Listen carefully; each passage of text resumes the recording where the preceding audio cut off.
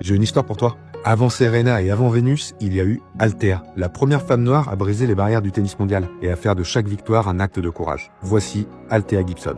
Née dans le sud ségrégationniste des États-Unis, Althea grandit à Harlem dans les années 30. Le tennis à cette époque, c'est un sport de riches, de blancs et de clubs fermés. Alors quand une jeune femme noire de quartier populaire dit qu'elle veut jouer, je te laisse imaginer l'accueil.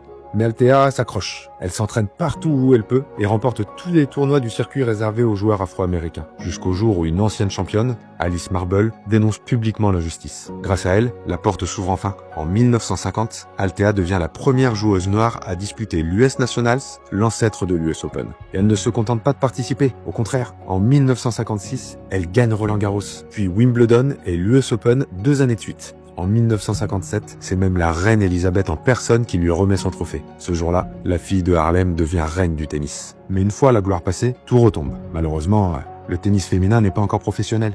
Et malgré ses titres, Althea doit arrêter faute d'argent. Talentueuse par nature, elle se tourne alors vers le chant, puis vers le golf, devenant là encore la première femme noire à intégrer le circuit mondial. Mais peu à peu, l'histoire l'oublie. Il faudra attendre des décennies pour que son nom ne retrouve la lumière. En 2019, une statue est érigée devant le stade de l'US Open. Cette même enceinte où on lui avait refusé l'entrée 70 ans plus tôt. Une revanche tardive, mais immense. Althea Gibson, la légende qui a ouvert la voie à toutes les autres et prouvé qu'aucune barrière n'est infranchissable.